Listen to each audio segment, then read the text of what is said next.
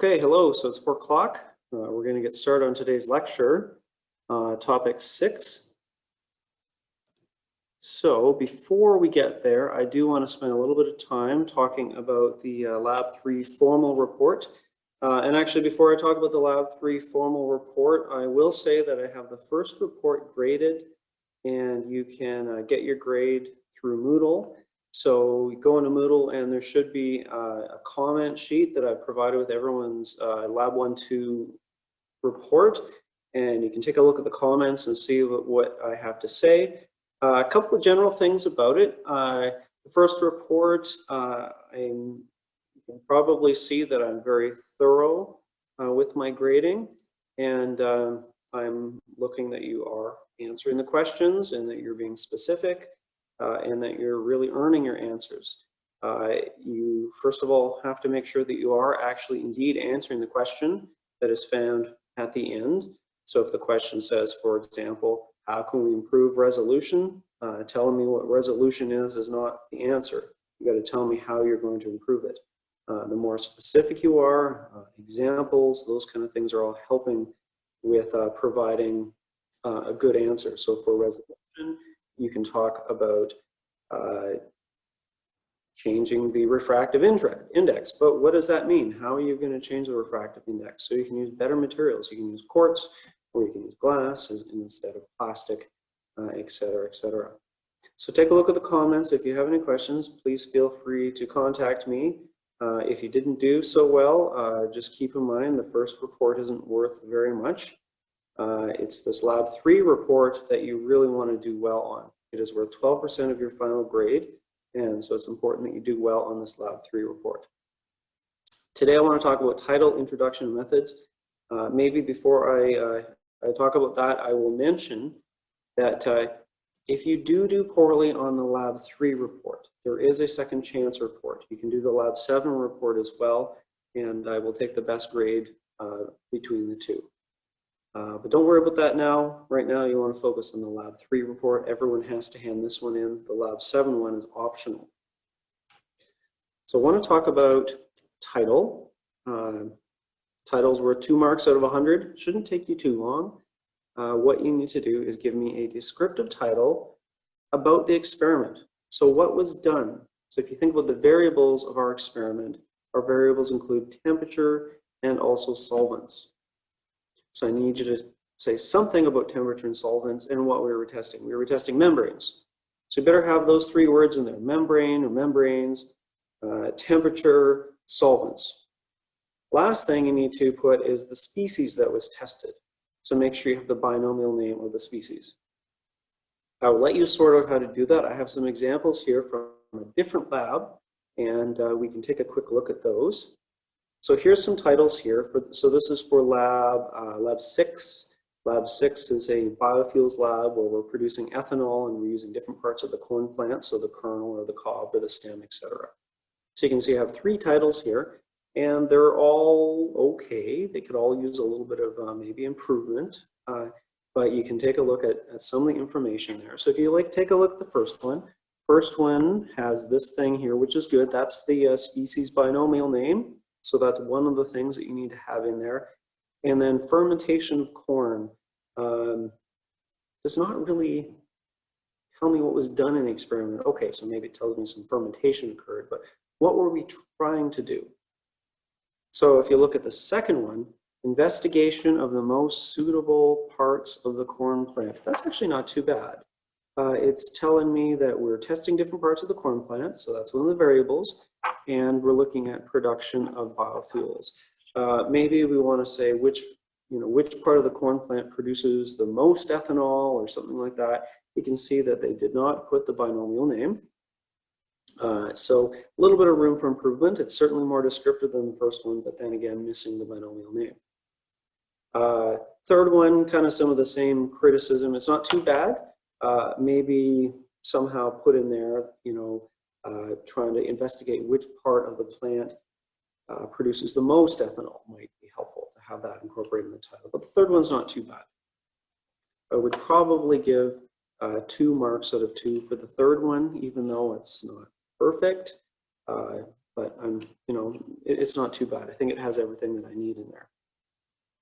So you'll have to come up with a title for Lab 3 using this kind of information.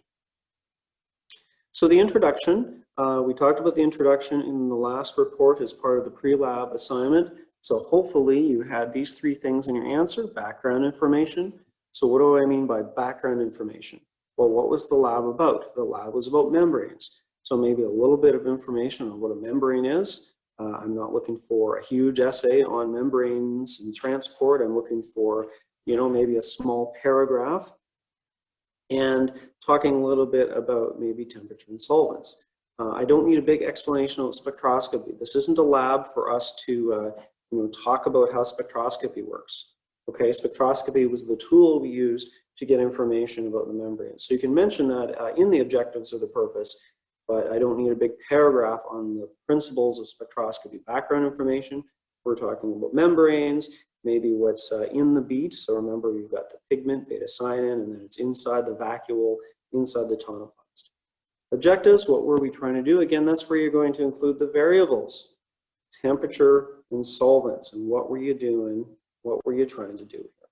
And lastly, we're asking you in Biology 107 to include your hypothesis. Do you think that higher temperatures destroys membranes better than lower temperatures?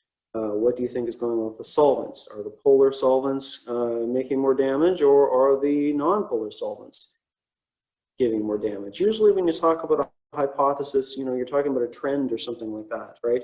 So don't just say the 65 degrees. Why are you pulling out 65 degrees? Tell me that there's a trend towards what?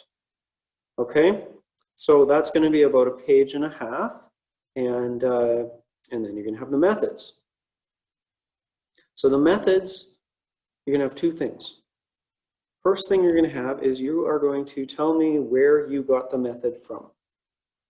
So 1 sentence, you're going to cite the lab manual. So you're going to say something like, the procedure for this experiment was found in the Keano College or in the Biology 107 lab manual. And then take a look, there's a referencing format. So the lab manual doesn't necessarily have an author, that any one author. I've written part of it. Some people who worked here previously have written part of it. We also have people at University of Alberta have written part of it, et cetera, et cetera. So this here is the author in this case. And so the author is Keano College, we're just going to say, and then comma and the year.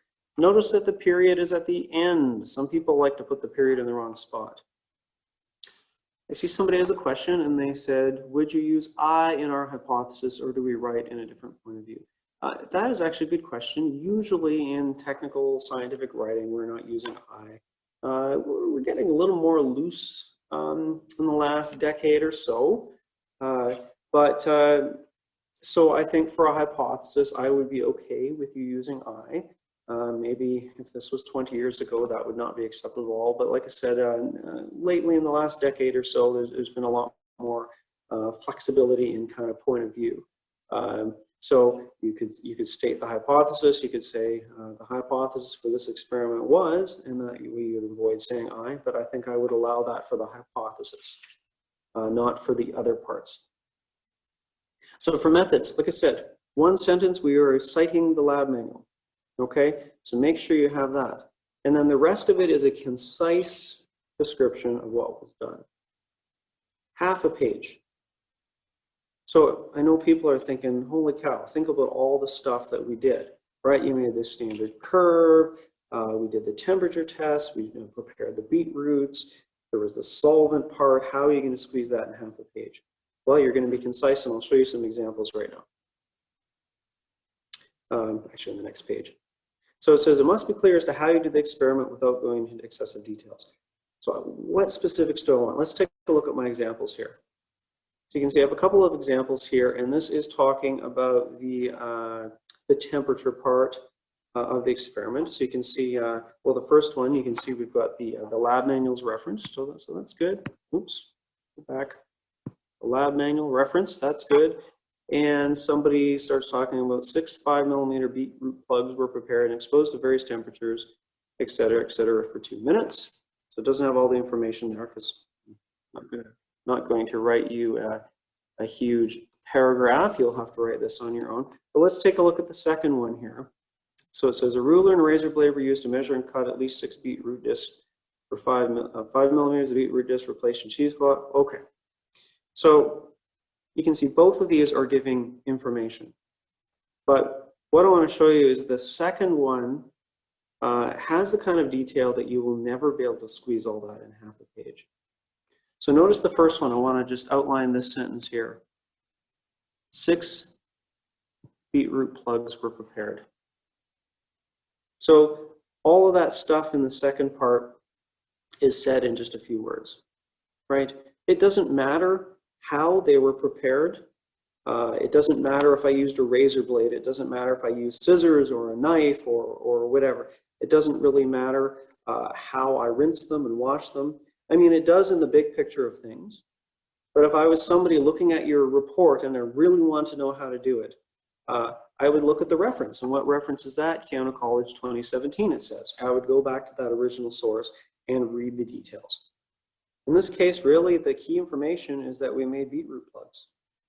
So say that in one sentence. The temperature parts, right? So this is important. So temperature is a variable. You've got to talk about temperature.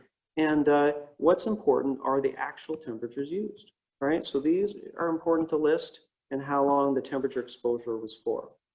You don't need to talk about the vortexing and the calibration of the spectrometer and all those kind of things. I mean, that stuff is all important, but we're just giving a quick, concise kind of snapshot of the essential components. So like I said, focus on the variables, focus on some of the key things. So the beetroot, you know, that were actually produced, that's important.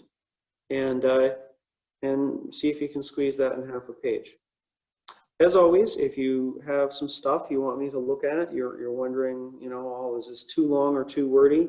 You can send it my way and I'll give you some feedback on that. So that's enough about the lab reports for now. I'm going to talk a little bit about them, like I said, at the beginning of every lecture for the next week. Hopefully, actually that took me 10 minutes. I wasn't meaning for it to take that long, but hopefully there was some good information there for you for the writing of your report. So today we are going to cover part of topic 6. So last week we covered prokaryotic cells. This week we're going to talk about eukaryotic cells and all of those organelles that they have in there. So remember, eukaryote means true nucleus and prokaryote means before nucleus or no nucleus. So there's a eukaryote there that looks like some sort of immune cell, and it's reaching out and grabbing some sort of invader, some sort of bacteria that's trying to cause an infection. You can see it's a very dynamic picture. So like I said, we're going to talk about eukaryotes today. And so there's kind of one of these typical pictures that you see in a textbook or an encyclopedia where they'll show you the typical cells. You've got a typical prokaryote with all those features we talked about. You can see there's a pili, flagella, cell walls, etc. And you can see the eukaryotes often, you know, they want to talk about the animal cells and the plant cells. And we're going to talk about animal and plant and fungal cells kind of at the end of this unit, so that won't be today, probably next lecture, and some of the differences. But just keep in mind, these are typical, which doesn't necessarily mean anything. They're just trying to jam in a certain amount of information in each of these pictures. One thing you can see, though, is that the eukaryotic cells have a whole bunch of organelles, and that's what we want to kind of talk about today. And I'll be making some notes on these organelles in a Word document like I've done before. So if you want to have a pen and paper or something handy, then we're going to do that as we go along. So you may remember that we were talking about visualizing these things. And you can see from this page here, it's showing that when you start to get down to the organelle stage, you can see a bunch of them with a light microscope, but not a lot of detail. So if you want to see the detail, electron microscopy is the way to go. Another reminder of something we already talked about as well is that if you want to investigate and study these organelles one at a time, this procedure called cellular fractionation is important. So this is where you break the cell open and you spin it in a centrifuge, and the higher the speed, the smaller the things that are going to pellet. So you can see in this particular procedure, they spin at a slower speed initially to pellet the nuclei, and then faster and faster speeds to bring out the smaller and smaller organelles. And the final speed, 150,000 G, that's 150,000 times the gravity constant, is going to start to pellet out the ribosomes. So like before, let's talk about the cytoplasm. I showed you the picture of E. coli, and the cytoplasm is full of proteins and solutes and all sorts of things. And unfortunately, it's not necessarily that obvious. You can see these pictures here. This is just a light microscope image, and it just looks empty. But like I said, the cytoplasm, of course, has lots of all sorts of solutes and other things enclosed in it. So let us make a note about the cytoplasm just for completion to make sure everything is there in our Word document. So you can see I've started a Word document, sign in, oh, there we go. Okay, structure, so cytoplasm. I can't spell, there we go, cytoplasm. Fingers can't type today, apparently. Okay, so, oops, I accidentally switched. Okay, there we go. Hopefully everyone can see that. I'm just going to double check the screen sharing.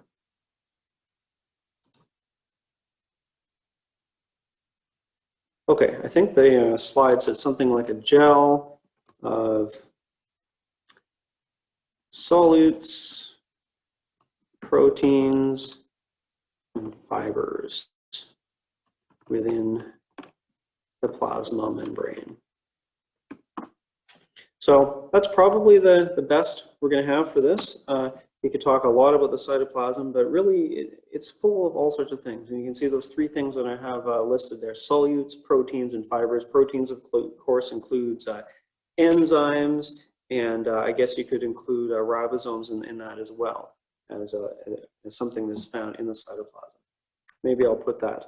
Also contains ribosomes and organelles. There we go. All right, back to the PowerPoint. So you can see there's that nice picture of the cytoplasm, and we're going to kind of move on from the cytoplasm. We are going to talk about those fibers, though. Those fibers are next unit, topic 7. So I'm not sure if we'll get to that this week or not. I haven't decided whether I'm going to cover this topic before or after the midterm. So a little bit more on that later once I get caught up with everything. So a big part of the organelles that are found in the cytoplasm are something called the endomembrane system. So what do I mean by endomembrane system? Endo means in, and then membrane means membrane. So we have all these membrane-bound organelles that are part of a system. So we're going to talk about later, not today, we're going to talk about the mitochondria and the chloroplasts. And they're not included in this system, but pretty much everything else is. Everything else that has a membrane is part of the endomembrane system, including the plasma membrane you can see from this picture here. So this is where we're going to start. We're going to start inwards at the nucleus and work our way out towards the plasma membrane. Here's another image of the endomembrane system. I like this one. This is featuring a plant cell. This is a website called The Illuminated Cell that has all sorts of information on plant cells. You can see it has some of the same structures featured in the previous one. We've got the nuclear membrane, endoplasmic reticulum, and all that.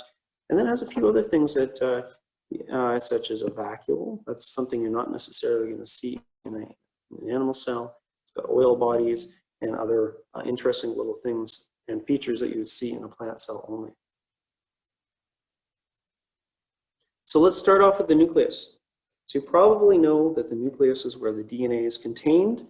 So maybe we should make a note about that, and there's a bunch of features in the nucleus we'll want to make notes about as well.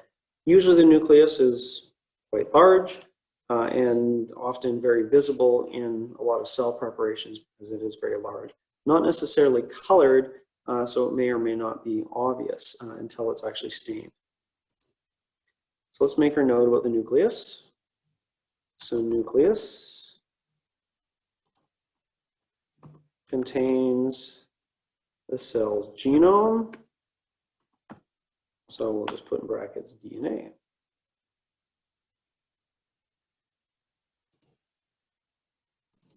Okay, so let's talk about the nucleus, and like I said, there's a bunch of structures in there that we want to talk about as well.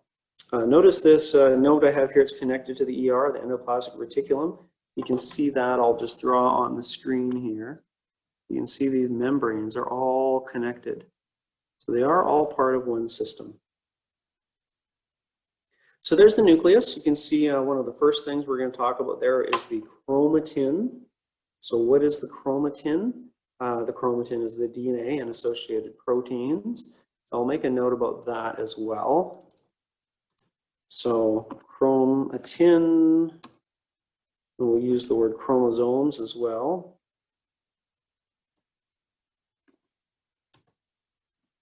So chromatin, chromosomes, we're kind of going to use them somewhat interchangeably. Sometimes when people say chromosomes, they are meaning the condensed form, but not necessarily. So they are used relatively interchangeably. Chromatin is usually referring to the non-condensed stuff, but it's kind of just, it doesn't really matter that much. And we are going to kind of, better define them a little bit more later on in the semester. So chromatin, chromosomes, this is the DNA and associated proteins.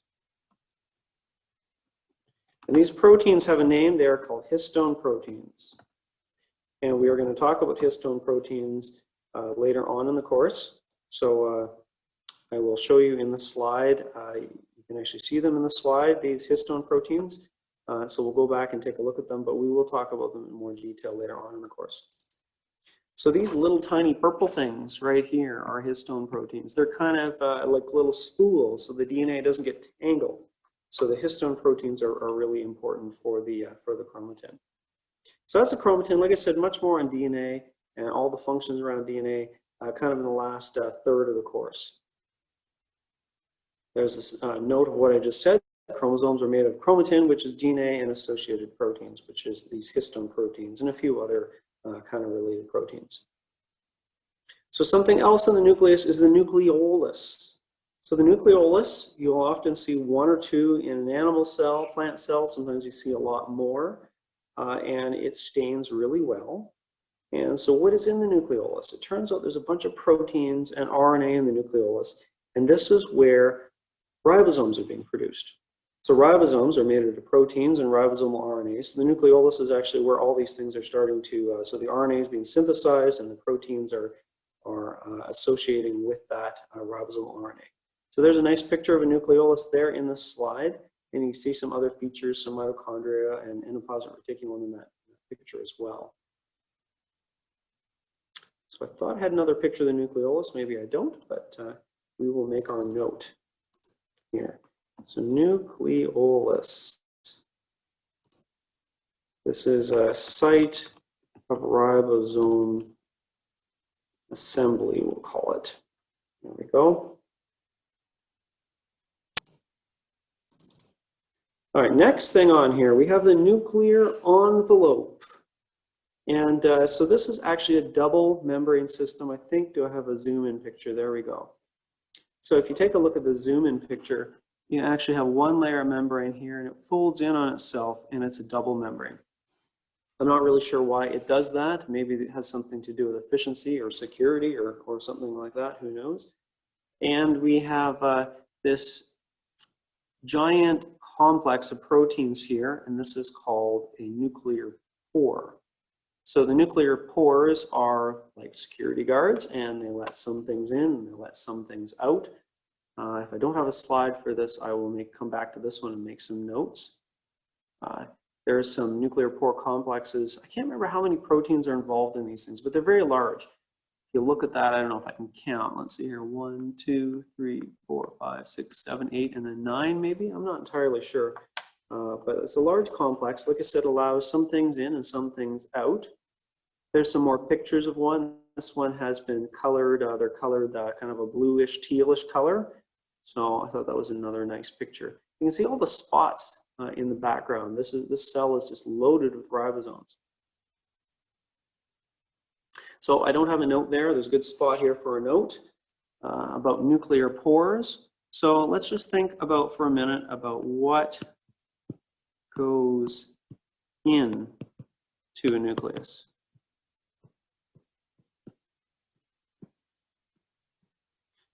So think about, what do we need to bring into a nucleus? I just mentioned one thing is we're making the ribosomes in there. So we have to bring in some proteins. And so we can put that as a note, ribosomal proteins. Ribosomal proteins, and then we can assemble our ribosomes. What other proteins need to go in? So we need all sorts of enzymes that are involved in DNA processes.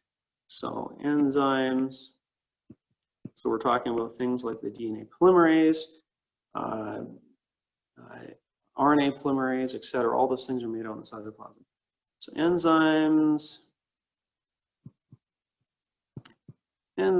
that are involved in DNA processes.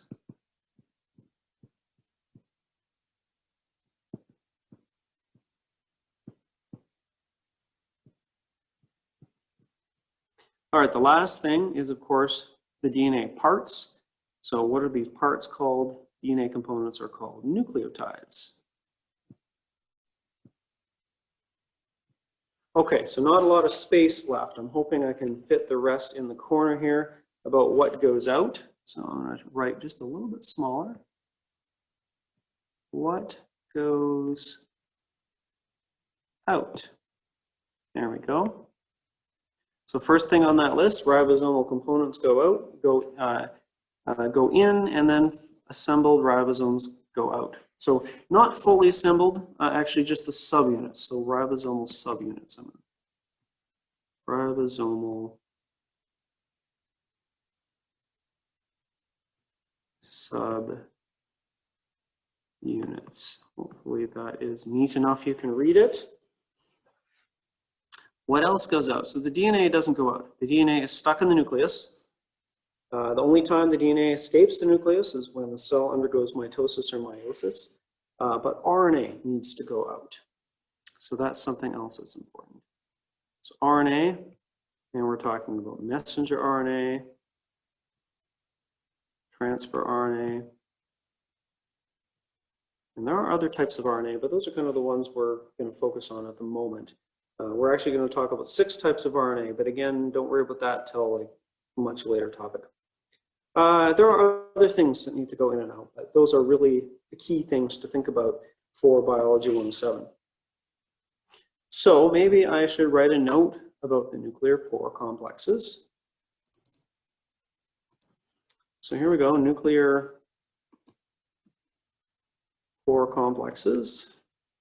So these allow things in and out of the nucleus. So like I said, they are really like security guards in that they are screening things. You can't, RNA doesn't just go in and out, it goes out and that's it. It's a one-way process. So these nuclear pore complexes are ensuring that things have the right signal to say this is a nuclear protein or this is not. There is kind of a rules of engagement involving what goes in and out of a nucleus. So there's our nuclear pore complexes. And the next thing I want to talk about is something called the nuclear lamina. There's the word there, nuclear lamina. So what's the nuclear lamina? These are some of those fibers we're going to talk about in topic 7. These fibers are found on the inside of the nuclear membrane, and they're really just holding the nuclear membrane, giving it support. Membranes don't usually like to be that big without a little bit of support. So this is enclosing the whole thing. They are permanent structures or semi-permanent structures, depending how you want to look at it. Only time they're removed is during mitosis or meiosis. So note on nuclear lamina. Okay, there we go. So nuclear lamina. So I'm going to use a different term here, intermediate filaments. So I know we haven't talked about that. We are going to talk about intermediate filaments in topic 7. So we'll get there. But that's a definition of exactly what type of fibers they are. So we can say the intermediate filaments. So fibers, protein, make sure you put this note here, proteinaceous. That means made out of protein. Fibers that support the nuclear membrane. Okay, moving along.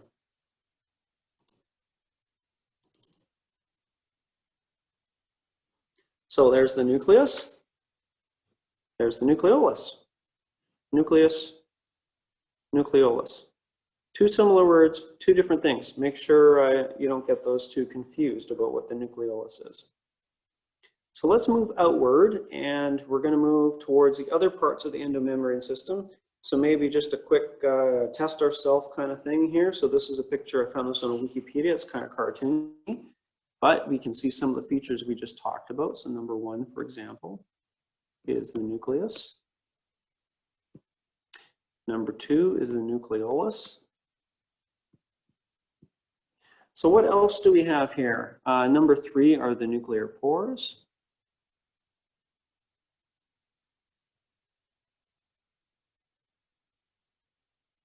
And lastly, 4 and 5. So 4 are those little spot things, and those are ribosomes. So we're going to talk about those shortly. Unless, no, 4 is referring to the ribosomes, I believe, not the endoplasmic reticulum. It's a little hard to tell from that. But we will talk about both. And then lastly, we have 5, and that is the plasma membrane. There we go. So we do have the rough ER, the smooth ER, and the Golgi, and those vesicles we're going to talk about. And I think we're going to get a chance to talk about all of those today. So let's talk about the ribosomes. So the ribosomes, I had mentioned already, are made in the nucleolus, and they're made out of RNA, and they're made out of proteins. These are actually really large structures. It's really incredible that we're actually able to determine the structures of ribosomes in general. I found these ones here. They are little animated ones. You can see the proteins are the brownish kind of tan colored structures, or sorry, the proteins are the blue structures, and the RNA are the brownish structures. So the RNA is actually a larger component than the proteins. This is mostly RNA in some ways, like about 65% by mass. And the proteins are there, and the proteins are mostly just structural, holding the RNA together.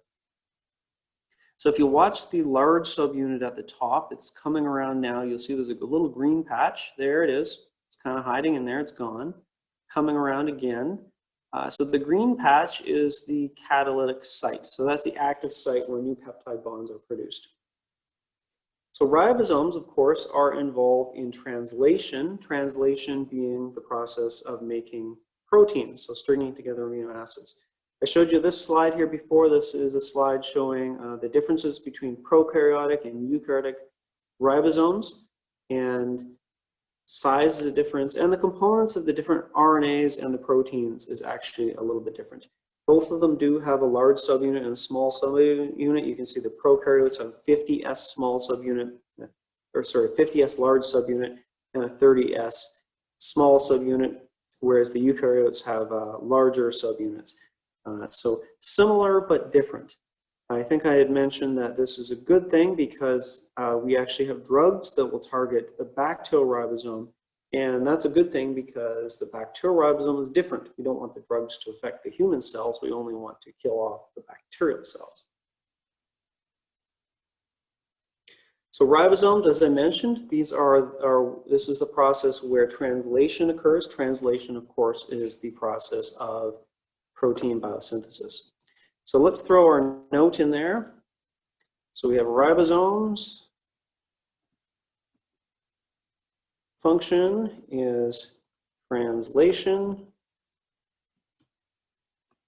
which is protein synthesis.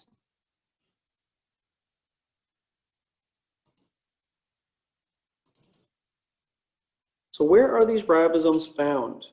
So you can maybe see on this slide here, they're showing all those spots all over the place of ribosomes, and they're describing them in two forms, free ribosomes and bound ribosomes. So what do we mean by that? The free ribosomes, we mean they're not bound to anything. So where are they found? They're found in the cytoplasm. Notice I'm using a different word here, cytosol. That means cytoplasm. Those words are interchangeable. And many of them, in some cells, it's about 80% of the ribosomes are actually bound, meaning they're found attached to the endoplasmic reticulum. So we're going to talk about the endoplasmic reticulum now. And there's two types of endoplasmic reticulum, rough and smooth. So there's endoplasmic reticulum. You can see it's labeling the rough and the smooth. Rough means it looks rough. So if you look at it under electron micrograph, if you look at this picture here, you see all these ribosomes, and they add kind of texture. And so electron micrograph people were looking at these initially. They're saying those ones look rough, and the smooth one it looks smoother, at least it's on appearance. So the rough ER has the ribosomes, and the smooth ER does not. So you can see this note here. It says this is about half of the cell membrane is rough endoplasmic reticulum. So there's a lot of this found in cells. It's all over. Endoplasmic, by the way, endo means in, plasmic means cytoplasm, right? So this is all over the cytoplasm. Reticulum means network. So this is a network of something that's found in the cytoplasm. That's what endoplasmic reticulum means. So here's a really interesting picture that somebody had made, and you can see the black and white component is the electron micrograph. You can see both the rough ER. If you take a look, this is the rough ER here, and you've got all those spots, the ribosomes. And on the left over here, we have the smooth ER. And you can see what they've done is an artist has gone through and made a little cartoon of what we think it looks like. So the rough ER is flatter and very textured with ribosomes, whereas the smooth ER is kind of more tube-like or tubular and has a different function. So let's talk about these. We have the rough ER, contains ribosomes. So what do ribosomes do? Ribosomes are part of, they do translation, they make proteins. So that's a massive thing that the rough ER does. 80% of ribosomes in some cells are bound to the ER. So that means 80% of these proteins are being produced in the rough endoplasmic reticulum. So you can see this note here about distributes and transports vesicles and proteins. It basically sends them all to the Golgi, and we'll talk about the Golgi in a minute. And the Golgi, of course, is the huge distribution center. The other thing that happens here is something called glycosylation. So remember, glyco means carbohydrate, so that means it's adding carbohydrates to some proteins. So let's make a note about that. So we have the rough endoplasmic reticulum. So rough endoplasmic reticulum. So we mentioned protein synthesis. So I'm going to add a subnote to this, proteins for the endomembrane system. And secretion. So proteins that are made for the endomembrane system. So all those things that are part of the endomembrane system, we have the nucleus, we have the ER, we have the Golgi, lysosomes, all proteins that are targeted to those places. So really it means almost anything except for the cytoplasm and mitochondrial proteins go through the rough ER. So like I said, about 80%. And the other thing is protein glycosylation.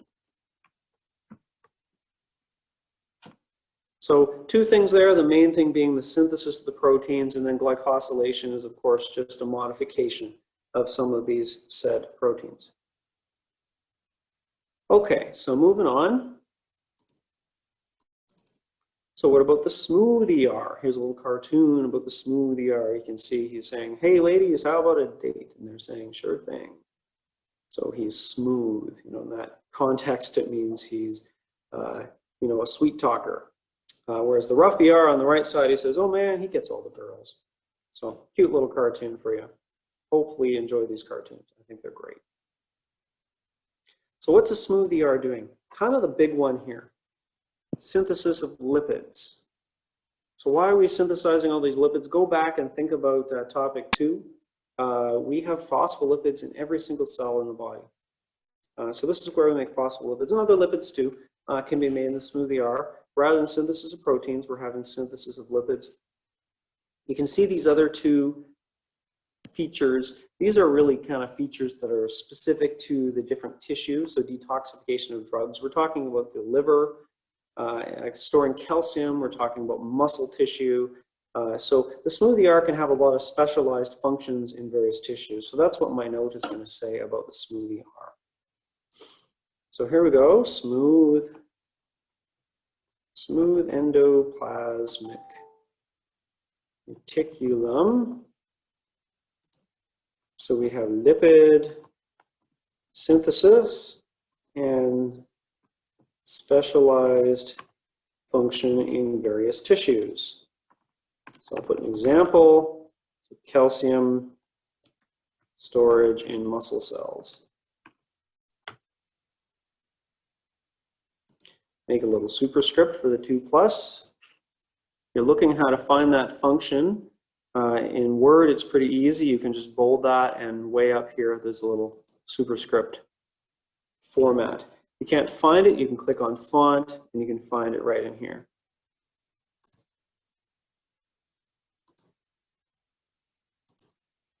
So there's the smooth ER and the rough ER.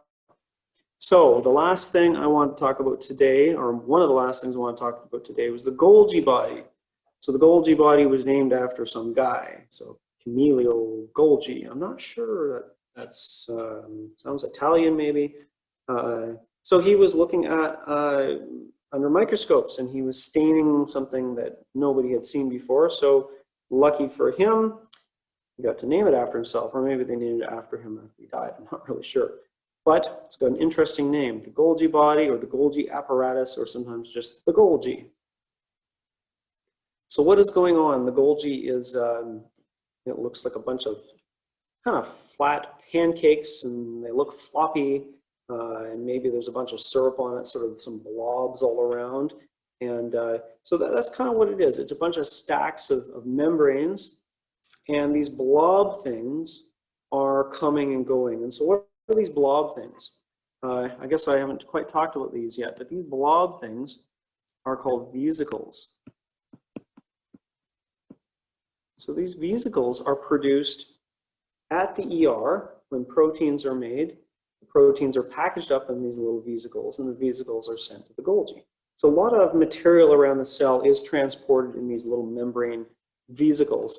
And I'll make sure I put a note for the vesicles as well in a moment here. Oh, somebody says the screen is on the chart. I'm sorry, I will go back here. So there's the Golgi. And my note about vesicles. I'll go back to the chart in a moment. So take a look at the Golgi. Like I said, you've got this little flattened stack of pancake-like things. And a couple of notes is that we have the cis face. So cis, that's the side that is closest to the ER. So all of these vesicles are coming from the ER, and they are going to the Golgi on the cis face. So how to remember cis is receiving. Cis kind of almost sounds like sisters, so you could imagine sisters kind of being close, and so this is close to the ER. The opposite side is the trans face, so that's the shipping trans. I remember looking it up once, it means something sort of like opposite or something like that. So the trans face is the other end. So these proteins will go through, they go to the Golgi, and what are they doing in the Golgi? A few different things. They are, oh, there's a nice picture of a Golgi there. You can see this one here stained really nicely. So a few different things. The Golgi is shipping and receiving center. So it says, okay, wait a sec, where does this protein need to go? And then it ships it off to that location. So the protein could go to the plasma membrane, that would be secretion. It could go back to the ER, it could go to the nuclear membrane, it could go to a lysosome, and the Golgi is what decides where that thing's going. And then the processing, by processing often we mean glycosylation. So glycosylation happens in part in the ER and part in the Golgi. So let's make a couple of notes on these things here. So first thing we had were these vesicles. And what are vesicles? These are small membranous compartments. And these are for transporting materials. Usually by materials we mean proteins made in the ER. Around the cell. So these little vesicles, we're going to see them all over the place in some of these pictures. Then we have the Golgi body. So what does the Golgi body do? We'll call this the shipping and receiving center.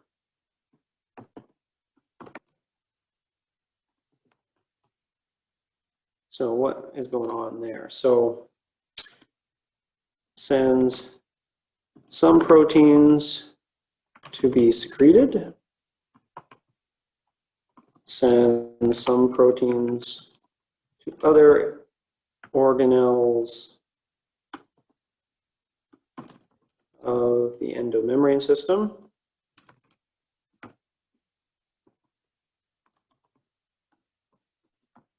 And lastly, we also have glycosylation. Protein glycosylation. Here we go. So like I said, think of the Golgi as the place that, that receives the protein after it's being made and then decides where it's going. Along the way, it modifies a little bit, maybe adds some glycosylation as it's being processed in the Golgi body. Okay, so back to the PowerPoint here. I think I have a couple other slides with the Golgi body, and then we're done for today. So this is something we're going to be talking about a little bit later on this semester, but I just kind of want to show you this picture because it's very nice. You can see we have those ribosomes. They're studded on the outside of the ER, and the proteins are being made. And as the proteins are being made, they're fed through little pores into the ER. So you can see that protein is there. It's inside the ER, and that last stage there, right here, is it's getting packaged up into a little vesicle. So there it goes. The little vesicle gets shipped over to the ER. Did I forget to change the screen again? Yes, I did. Sorry about that. So, so there's our ER, and hopefully now you can see the screen. You've got all those ribosomes studded on the outside of the ER. You've got the protein being made, and the protein is made in the ER. So like I said, it's made at the ribosome, fed through a little pore, and folds and gets finished inside the ER. So it gets made, put into a little vesicle. The vesicle goes to the cis face of the Golgi. It travels through the Golgi, and then departs at the trans face of the Golgi. So in this case here, this particular protein is getting secreted, and it exits from the cell. So final destination is the plasma membrane before it leaves. So here is our Golgi, and just the picture from the textbook, kind of showing the same thing. You see it's arriving at the cis Golgi, departing in the trans Golgi. Some of them, this one here looks like it's going somewhere else and not getting secreted, so maybe that one's going to a lysosome. Protein sorting. So like I said, there's many locations. We have vacuoles and nuclear membrane, lots of places that proteins can go. And the last thing is the glycosylation. That's adding a carbohydrate. So here's a picture showing a glycosylated protein. You can see all of these carbohydrates there. So maybe recognize some of them. There's glucose and mannose and N-acetylglucosamine. So that's NAG that we found in peptidoglycan. And there's our glycosylated protein.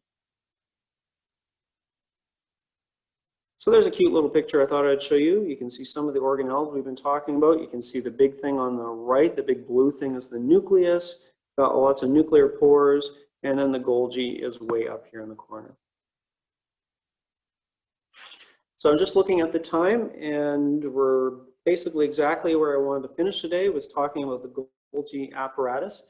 I do want to talk about, a little bit about the lysosome and the peroxisome and all those kind of things. So somebody's asking about the midterm. And I honestly, off the top of my head, can't remember what day the midterm was. I was thinking the midterm was next Wednesday, but somebody's saying here it's next Monday. So sorry about that. I did mean to talk about the midterm today. I do have a PowerPoint I'm going to put together for the midterm, and I guess I will talk about it first thing on Wednesday. So I apologize about that. I will make sure I post that today if you want to get a start on that. But my biggest tip for studying for the midterm is going through every topic and reading through the notes, making your notes, and taking a look at the end. I have those all those words, the vocabulary words, and the study questions. So I encourage you to start there. Go through those study questions, go through those vocabulary words, and learn that material. Those aren't necessarily midterm questions. They're kind of a little bit more open-ended. The midterm questions themselves will be a lot more specific. One last study tip to take a look is I do have a sample midterm on Moodle. It's kind of an older one, but you get an idea of what the format looks like. I see some other comments, people mentioning they're having some issues with Moodle. I believe there were some issues this afternoon somebody was mentioning, but I don't know too much about it. But like I said, take a look at the sample midterm, take a look at the study questions at the end of each topic. The midterm will be similar to that sample midterm where I'm going to have a variety of question types. So I'm going to have multiple choice, some true and false, maybe a matching, and there will be a written component. I haven't quite decided on the final format, but expect a mixture of the types of questions. So take a look for the PowerPoint. I'm going to post it when I get back to my office. It'll take me a few minutes to put it together, but do take a look at it, and hopefully it'll be useful to you, and we'll talk about the midterm a lot more on Wednesday. So that is it for today. Hopefully everyone has a great evening, and hopefully if you have any other studying to do, you can certainly get that done. But have a great day.